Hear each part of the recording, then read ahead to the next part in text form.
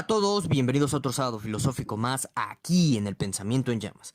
Y bueno, pues en esta ocasión, por petición de los suscriptores y seguidores del Pensamiento en Llamas, vamos a analizar el famoso debate entre Bertrand Russell y Frederick Copleston en sus puntos más esenciales. ¿A qué me refiero con esto de sus puntos más esenciales? Bueno, que nos vamos a adentrar en el análisis del argumento que da Copleston.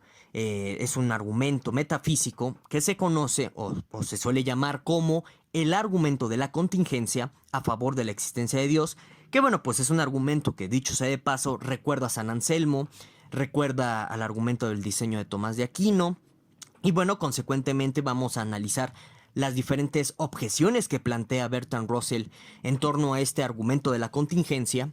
Y bueno, también vamos a analizar el otro argumento que da Frederick Copleston a favor de la existencia de Dios, que es un argumento de carácter moral, ya lo iremos analizando, en torno, o bueno, que se basa o que parte de la idea de que solo la moralidad tiene sentido si presuponemos la existencia de un ser divino, ¿no? Bueno, es un argumento que también es importante mencionarlo de forma preliminar, va de la mano con el argumento de la contingencia de Copleston, por lo que las objeciones que aquí va a plantear Bertrand Russell en torno al segundo argumento de Copleston a favor de la existencia de Dios, pues también son objeciones que van muy de la mano con las primeras objeciones que hace Bertrand Russell al argumento de la contingencia, de acuerdo al argumento metafísico.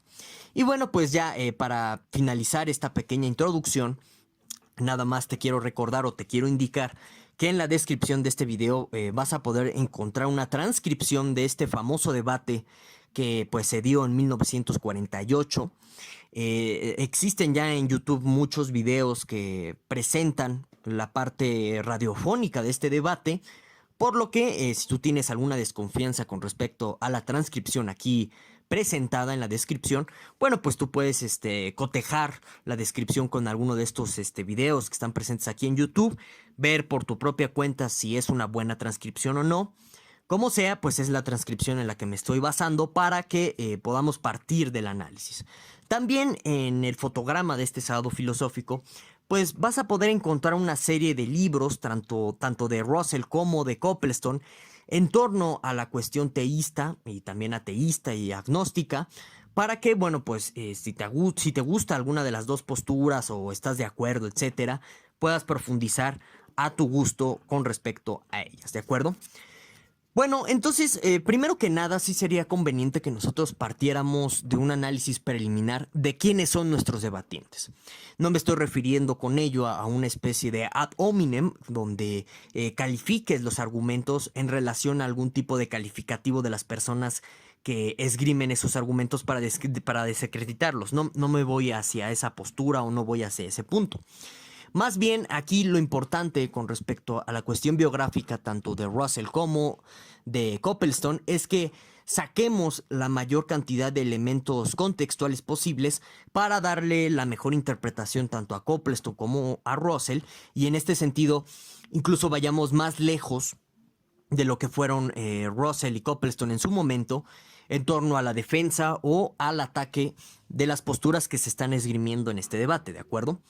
Bueno, entonces, comenzando por Copleston, bueno, me parece que todos en algún sentido ya conocemos a Copleston porque ya sea en el bachillerato o en la educación preparatoria, que bueno, no sé cómo se le denomina en otros países hispanohablantes a la educación media, elemental, pues todos cuando tratamos o bueno, cuando tenemos nuestras clases de filosofía, es muy común que hayamos tenido algún tipo de contacto con los 9 volúmenes de Frederick Copleston de Historia de la Filosofía, ya sea porque en algún libro de texto se aparece algún fragmento de alguno de sus volúmenes, ya sea porque un profesor te deja leer directamente los volúmenes, que es un poco anómalo, pero puede darse el caso, etcétera. Entonces, digamos que ya de entrada aquí partimos de que Frederick Copleston, bueno, pues es uno de los principales exegetas y principales historiadores de la filosofía del siglo pasado.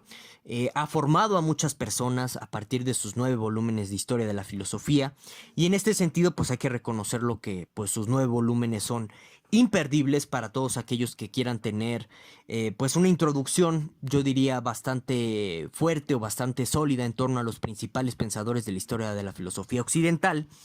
Y en este sentido digamos que en virtud de su calidad de exégeta, Freddie Copleston está muy inclinado, por así llamarle, a una profundización o a una revalorización de la historia de la filosofía medieval sobre todo.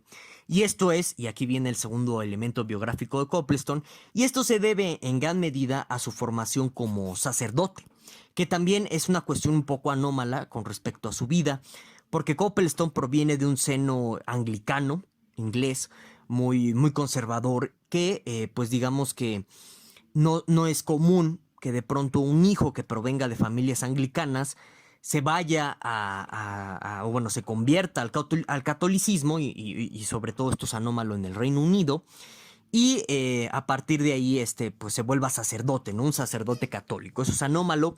Esto es un elemento biográfico también importante porque Copleston es un jesuita y en este sentido no perdamos de vista que los jesuitas a lo largo de la historia del pensamiento occidental desde su creación, pues en muchos sentidos se han involucrado al mundo de las ciencias, se han involucrado al mundo de las humanidades, a veces para dar explicaciones no oficiales dentro de la Iglesia Católica, que bueno, pues les ha meritado persecuciones. Y bueno, también han desarrollado un ala de defensa teísta muy antigua, digamos que está presente desde el siglo XVII, por lo que digamos que Copleston está muy familiarizada con toda esta ala de pensamiento jesuita que pues es teísta, da argumentos a favor de la existencia de Dios y bueno, en su calidad como exégeta pues tiene grandes herramientas interpretativas para presentar cierto tipo de argumentos teístas. Entonces esto es importante, de nuevo, porque nos invita a que le demos la mayor cantidad de peso posible a sus argumentaciones que va a presentar en este debate contra Russell, que no son argumentos pues que vengan de la nada o que vengan de un sentir religioso, como de pronto pues podría dar una persona común y ordinaria a favor de la existencia de Dios. Es decir, hay una filosofía medieval, sobre todo muy arraigada detrás de los argumentos de Copleston, que ya iremos analizando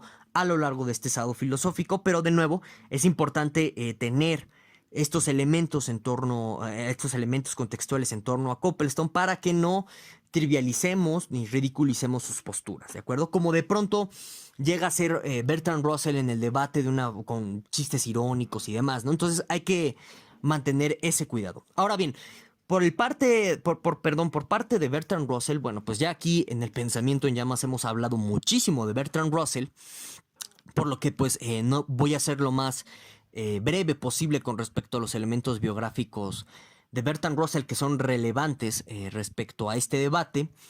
Entonces, digamos que ya saben ustedes que Bertrand Russell fue un gran matemático, padre del logicismo, forma lo que se suele conocer como la Santa Trinidad o la Santa Triada de la filosofía analítica, ya saben, compuesta por Frege, Wittgenstein y pues el mismo Russell.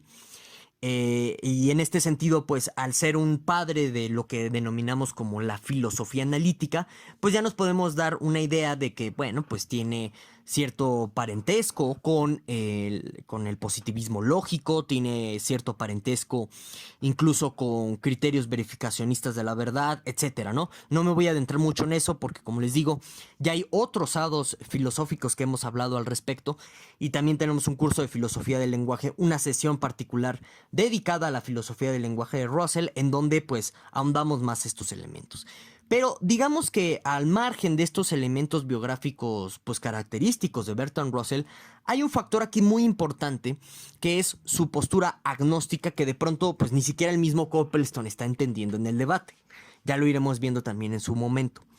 Esta postura agnóstica de Bertrand Russell de lo que nos habla es de la heterogeneidad del pensamiento russelliano. ¿A qué me refiero con esta heterogeneidad?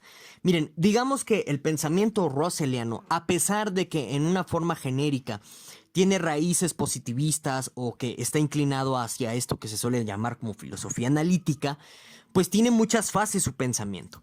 Digamos que este Bertrand Russell de 1948 que está discutiendo con Copleston no es el mismo Bertrand Russell de Principia Mathematica, no es el mismo Bertrand Russell que discutía con Wittgenstein, con el primer Wittgenstein, no es el mismo Bertrand Russell que, o sea, digamos, estuvo inmerso en muchas polémicas y en muchas discusiones, sobre todo en Cambridge, en torno a la naturaleza de la moralidad, ¿de acuerdo?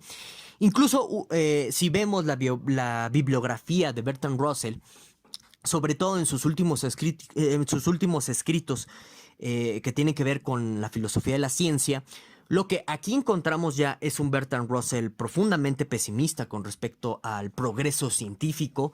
Él ya no cree que pueda la ciencia llevarnos a un tipo de estado utópico. En este sentido es completamente comprensible porque por la fecha estamos en 1948, ya se vieron los horrores tecnológicos de la ciencia, etcétera. También Bertrand Russell es profundamente ya en este periodo de su vida, es muy pesimista con respecto a la filosofía. Digamos o sea, sí fue muy afectado su pensamiento por la crítica tractariana de Wittgenstein en torno, por ejemplo, a lo que es la verdad lógica, en torno a la naturaleza de las matemáticas, en torno a la mística misma, etcétera. Esto ya lo hemos tratado en el curso sobre el pensamiento de Wittgenstein, en otros lados filosóficos y en otro tipo de contenidos aquí en el pensamiento en llamas. Por lo que no me voy a profundizar mucho en estos temas, ¿no? O en estos tópicos. Bueno, entonces ya Bertrand Russell está muy pesimista, como les decía, y digamos que en este periodo de su vida, en lo que corresponde ya a cuestiones teóricas de su pensamiento, está más cercano al escepticismo que ya a un tipo de postura propositiva dentro de la filosofía. Es un tipo de escepticismo muy particular, algunos creen que se parece mucho al escepticismo pirrónico, pero digamos que en términos generales podríamos delinear ya el pesimismo escéptico que está en el pensamiento russelliano durante este periodo de su vida como una postura muy particular en la que estás cuestionando si se tienen justificaciones para creer en ciertas cosas y según la definición clásica de conocimiento, que es creencia verdadera justificada, eso implica negar que se tenga algún tipo de conocimiento sobre las cosas, ¿no? O ponerlo simplemente en duda. Depende qué tan fuerte sea tu postura escéptica, ¿no? En el caso de Russell, digamos que no es tan fuerte, está simplemente al nivel de la duda. Y bueno, es a partir de este escepticismo pesimista que está en su pensamiento que se gesta lo que se conoce como su postura agnóstica. Que de nuevo, como les decía, Copleston no comprende esta postura pesimista de Russell. Hay un audiotexto aquí en el Pensamiento en Llamas bueno, que se titula ¿Por qué soy agnóstico? Yo les recomiendo que lo escuchen porque ahí bajo las mismas palabras de Russell se explica en qué consiste su postura agnóstica. Aquí, en pocas palabras, la podemos abreviar como la postura a partir de la cual se cree que no se tiene justificación ni para aceptar la existencia de Dios, ni para negar su existencia. Digamos que es una postura intermedia o que se queda a medio camino, por así decirlo, entre un ateísmo y un teísmo, que al final del día, por el pesimismo del pensamiento russelliano de este periodo, esta postura agnóstica está más cercana al ateísmo que al teísmo. Es decir, Bertrand Russell encuentra cada vez menos argumentos a favor de la existencia de Dios, por lo que, pues, si en la balanza hay cada vez más argumentos en contra de su existencia, pues te acercas más al ateísmo sin asumirlo, sin abrazarlo completamente, ¿de acuerdo? Bueno, entonces estos son elementos muy importantes a considerar dentro del debate de Copleston. Y ahora sí, pasemos a los puntos elementales del debate, que en concreto sería analizar este argumento de la contingencia, así se suele conocer al argumento de Copleston de carácter metafísico a favor de la existencia de Dios, y pasemos al argumento, bueno, y con sus correspondientes objeciones que da Bertrand Russell, y después ya pasemos al argumento moral que da Copleston para demostrar la existencia de Dios, ¿no? Con las respectivas objeciones que plantearía Bertrand Russell en su momento. Bueno, entonces, respecto al argumento de la contingencia, sí sería bueno leer en propios términos de Copleston cómo está presentando este argumento, ¿no? Dice Copleston, ¿no? Bien, Para aclarar, dividiré, perdón, el argumento en distintas fases. En primer lugar, diría, sabemos que hay al menos ciertos seres en el mundo que no contienen en sí mismos la razón de su existencia. Por ejemplo, yo dependo de mis padres y ahora del aire, del alimento, etc. Segundo, el mundo es simplemente la totalidad o el conjunto real o imaginado de objetos individuales, ninguno de los cuales contiene solo en sí mismos la razón de su existencia. No hay ningún mundo distinto de los objetos que lo forman, así como la raza humana no es algo aparte de sus miembros. Por lo tanto, diría pues que existen objetos y acontecimientos, y como ningún objeto de experiencia contiene dentro de sí mismos la razón de su existencia, esta razón, la totalidad de los objetos, tiene que tener una razón fuera de sí misma. Esa razón tiene que ser un ser existente. Bien, ese ser es la razón de su propia existencia o no lo es. Si lo es, enhorabuena. Si no lo es, tenemos que seguir adelante. Pero si procedemos en este sentido hasta el infinito, entonces no hay explicación de la existencia. Así diría, con el fin de explicar la existencia, tenemos que llegar a un ser que contiene en sí mismo la razón de su existencia. Es decir, que no puede no existir. Bueno, entonces, en pocas palabras, ¿cómo podríamos parafrasear este argumento que nos está presentando Copleston? Bueno, lo podremos presentar así. En virtud de que todos los seres de la existencia no son seres que se creen a sí mismos, esto apuntaría de que todos los seres provienen de la existencia, o bueno, que su existencia es causada por la existencia de otro ser, ¿de acuerdo? Entonces, esto lo podemos aceptar, parece que sin ningún problema. Por ejemplo, tú y yo, bueno, tú que estás escuchando esto y yo, pues tenemos padres, entonces mi existencia proviene de la existencia de otros seres, llámesele padres, ¿no? Y a su vez, pues de estos padres proviene su existencia de la existencia de otros seres, llámesele abuelos, y de estos abuelos de otros, y así, ¿no? Nos vamos en la cadena. Y dice Copleston, aquí hay de dos sopas o dos opciones. Podemos seguir con la cadena infinitamente, ¿no? O sea, sin llegar a un ser último que sea explicación, en resumidas cuentas, de la existencia de toda la creación o de todo lo existente, ¿de acuerdo?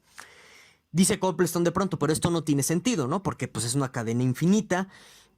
Aquí podemos comentar muchas cosas justo acompañado de las objeciones de Russell. ¿Por qué no tendría sentido pensar en una cadena infinita de seres?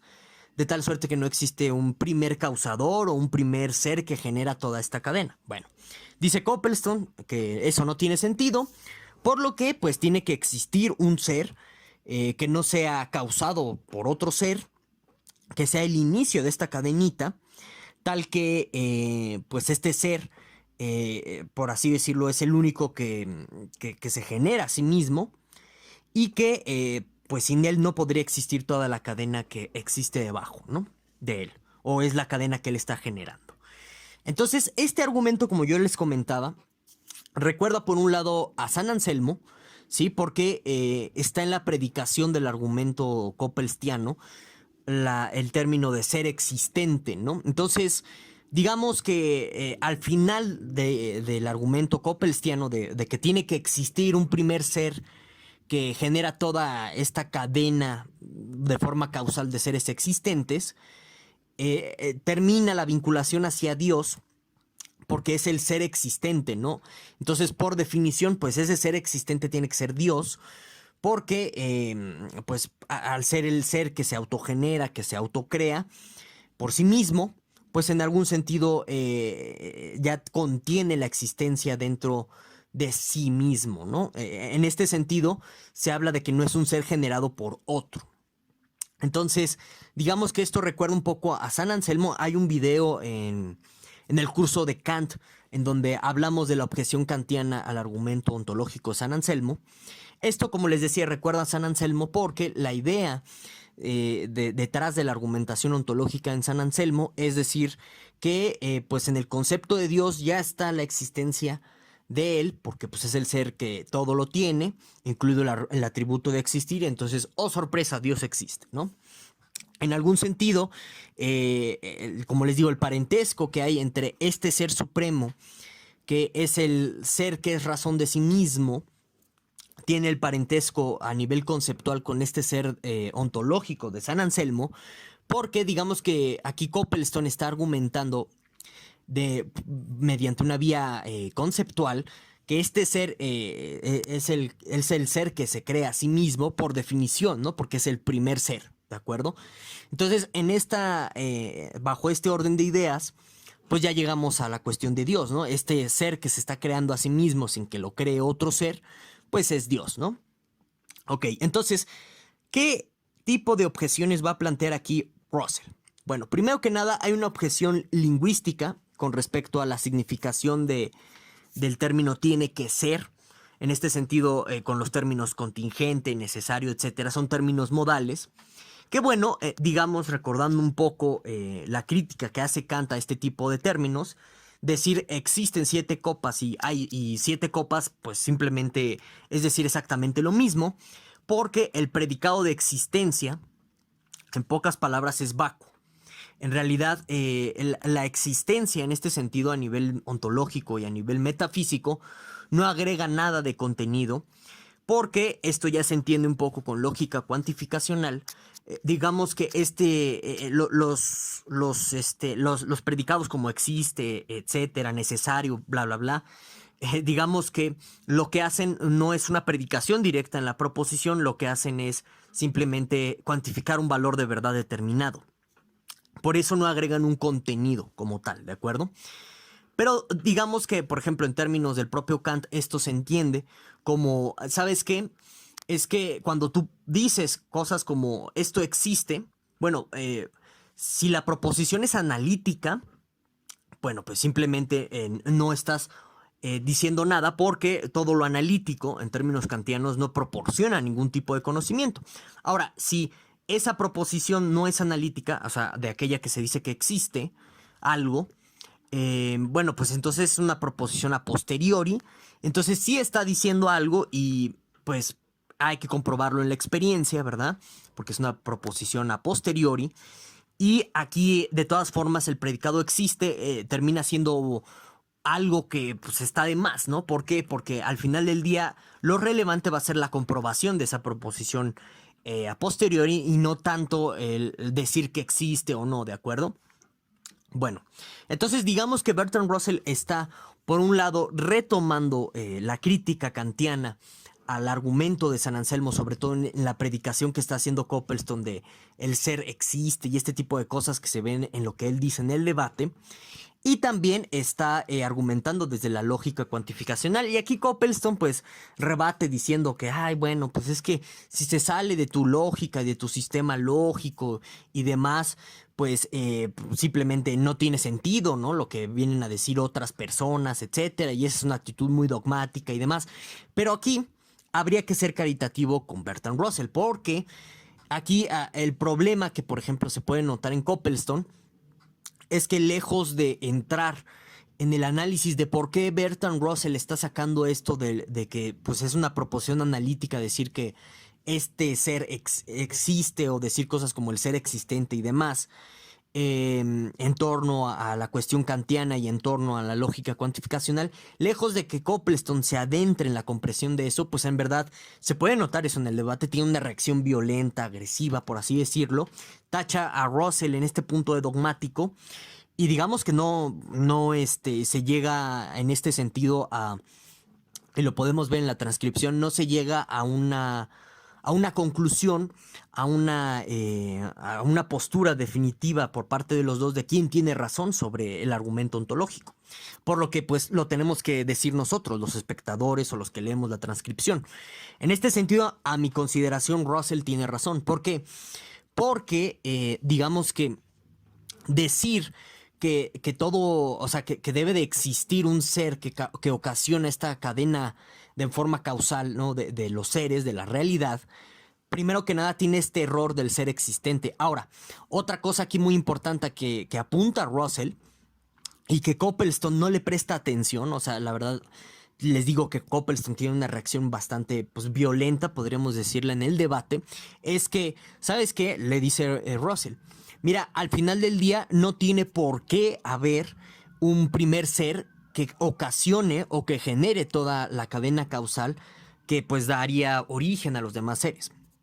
Y entonces saca un ejemplo o un caso de la física cuántica en donde dice que los físicos pues tienen partículas, ¿no? O bueno, han descubierto partículas que en pocas palabras son causadas por otro tipo de partículas, etcétera, ¿no?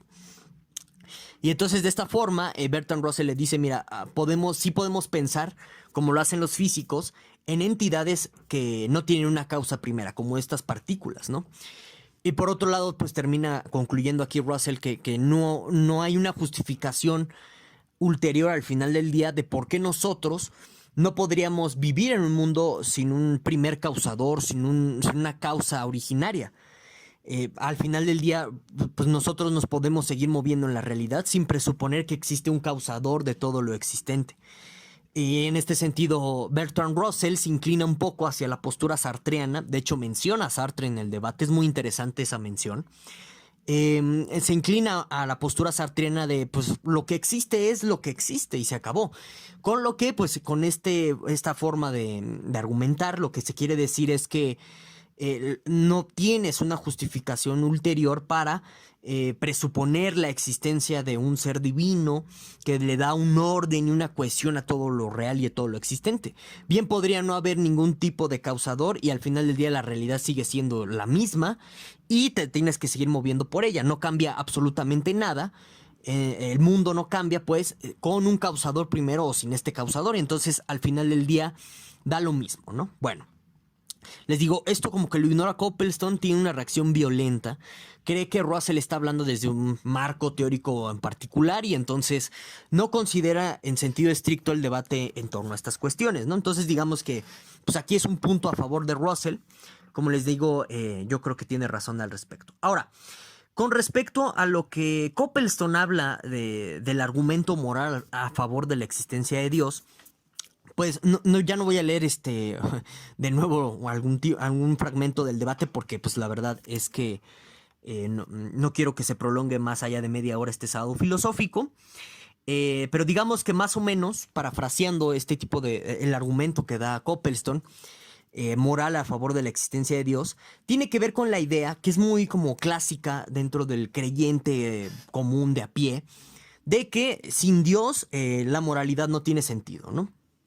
Por lo que si la moralidad tiene algún sentido en nuestras vidas es porque existe un Dios, que este Dios le proporciona a la moralidad algún tipo de fundamento por un lado y también le proporciona a la moralidad un contenido, ¿de acuerdo? Incluso Coplestone habla de que le da algún tipo de criterio de discernibilidad entre lo bueno y lo malo, ¿no? Ya saben que sobre todo en los jesuitas está esta idea de que descubrir a Dios en tu corazón te permite discernir entre lo bueno y lo malo en la vida, te ilumina el camino de la vida, todo este tipo de cosas, ¿no? Por lo que, en algún sentido, a lo que apunta al final del día Coplestone, como se puede dar cuenta uno, es que si la moralidad, de nuevo, no tiene sentido es porque debe de existir un Dios que nos proporciona estos criterios de discernibilidad entre lo bueno y lo malo, que nos proporciona simplemente una orientación, una guía para nuestra vida, etcétera. Coplestone dice que sin Dios, bueno, pues la moralidad se relativiza y en este relativismo, pues simplemente cada quien puede interpretar lo bueno y lo malo como quiera y entonces pues es un caos. Y aquí Coplestone saca la falacia nazi, ¿no? Así yo le llamo. A este tipo de cosas de si tú no tienes una moralidad fuerte, estable, bien fundamentada en Dios, pues podría ser un diablo, ¿no? Como Hitler, ¿no? Que interpretaba el bien a su manera y pues órale, ¿no? A matar gente, ¿no? Bueno. Aquí lo que hace Bertrand Russell es algo muy sutil y a la vez muy elegante, ¿no? Simplemente le dice, mira, en virtud de que el bien y el mal cambia con respecto a diferentes épocas, como nos lo demuestra la historia de la humanidad, uno no puede pensar en este sentido que existe algo así como una moralidad absoluta. Y en virtud de que no existe una moralidad absoluta, no puedes pensar, o no podríamos admitir más bien, de forma pues lógica, que existe algo así como una moralidad a través de la cual Dios se está revelando y es gracias a esa revelación que dentro de esa moralidad los agentes morales, es decir, las personas, pueden discernir entre lo bueno y lo malo. ¿De acuerdo? Eso por un lado. Ahora, hay otra cosa aquí muy importante que toca Bertrand Russell. al final del día, y esta es una implicación interesante, ¿no? Que podemos analizar después. Al final del día, dice Bertrand Russell, el que tú te pongas, ¿no? En esa posición de que existe una moralidad a partir de la cual Dios está revelando, bueno, si seguimos bajo esa línea argumentativa, implicaría, decía algo así como, los salvajes no conocen de moralidad y entonces hay que evangelizarlos, hay que llevarle a Dios a sus vidas para que puedan distinguir entre lo bueno y lo malo. Que si ustedes se dan cuenta, ese es el espíritu detrás de los testigos de Jehová que vienen a tocarte tu puerta, ¿no? O todas estas personas que andan en la calle repartiendo folletos, o de los colonizadores aquí en América.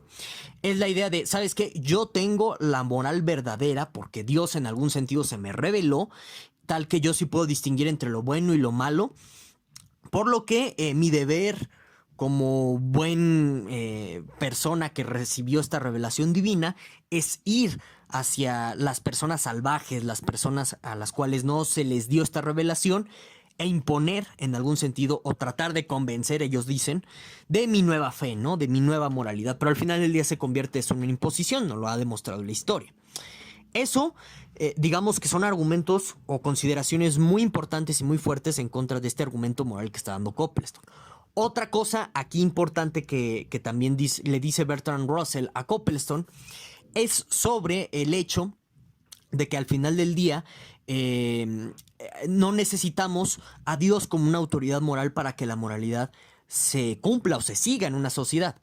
Bertrand Russell, perdón, aquí habla de, por ejemplo, cómo los padres hacen que mediante la educación, etcétera, los niños construyan esa figura de moralidad, ese sentimiento moral, incluso menciona Bertrand Russell, para que la moralidad sea respetada por el miedo al padre, ¿no? Por miedo a la familia, que al final del día, por nuestra educación social, eso se va a transmitir a un miedo hacia el rechazo social. Entonces dice Bertrand Russell, ahí tú tienes la autoridad para que una moralidad se cumpla en sociedad, ¿no? Porque uno de los argumentos aquí que pues está esgrimiendo Copleston es que la idea de Dios da pues una figura moral para que pues los individuos cumplan con la moralidad, ¿no? Para que sigan esa moralidad, que es el clásico temor a Dios, ¿no? Del cual hablan los judio-cristianos. Pero bueno, con este argumento, pues lo que está demostrando Bertrand Russell es que no es necesario, o sea que la moralidad en última instancia se puede fundar todo su carácter normativo en otra consideración completamente diferente a la teísta, a la divina, a la teocrática, incluso en pocas palabras, de Dios, ¿no? Podemos dar otro fundamento a la moralidad y la moralidad sigue funcionando, ¿no? Ya sea por el temor a los padres, ese es uno, por el temor al rechazo social y que al final del día este tipo de consideraciones de que sin Dios no hay una moral verdadera, por así llamarla, que te permite distinguir entre lo bueno y lo malo, te lleva a la degeneración moral y a la oscuridad, etcétera. Bueno, como bien indica Russell, ese punto nos lleva a un absolutismo moral tal que nos llevaría a una imposición frente a otro tipo de moralidades, ¿no? Y entonces de esta forma el debate pues concluye. Copleston hace un resumen, pues la verdad que se puede ver o se puede leer muy indignado él, en donde dice que bueno, pues sabes que Bertrand Russell no está aceptando ciertas cosas según su filosofía y básicamente sigue con su punto de que pues, Russell es dogmático. Russell termina aclarando ciertas cosas, como diciéndole, pues no, mira, yo no soy un positivista lógico, por estas cosas que ya habíamos explicado al principio y demás, y entonces así termina el debate, ¿no? Pero en resumidas cuentas, o sea, lo que podemos observar aquí es que Bertrand Russell es quien da los argumentos más fuertes en contra de Copleston, y Copleston no sabe lidiar con ellos, esa es la verdad. Ya si ustedes se adentran al análisis de la transcripción, pueden encontrar todas estas particularidades. Digo, o sea, no vale al final del día, por ejemplo, con el argumento ontológico o metafísico que está dando Copleston, no vale al final del día terminar por decir que, no, pues es que todo eso que me estás diciendo viene desde tu filosofía logicista o de positivismo lógico, etcétera. Entonces, pues como yo no comparto ese sistema, pues por eso no acepto lo que estás diciendo. Eso no se vale. Al final del día habría que analizar lo que está diciendo Russell en el debate, lo cual no hace Coplestone. No se dedica, no tiene la prudencia ni la molestia de preguntarle a Russell, oye, pero ¿por qué estás diciendo esto? Bueno, explícame estas cuestiones de tu lógica, ¿no? Sobre por qué el existencial no es un predicado, sino un cuantificador. No se dedica Coplestone a indagar en esas cosas, por lo que, pues, al final del día les digo, si quieren hablar ustedes de ganadores, entre comillas, pues el ganador es Russell, ¿no? Del debate. Y bueno, hasta aquí vamos a parar este sábado filosófico. No olvides dejarme en la caja de los comentarios todas tus dudas, preguntas, objeciones que tengas al respecto. Nos vemos hasta la próxima semana.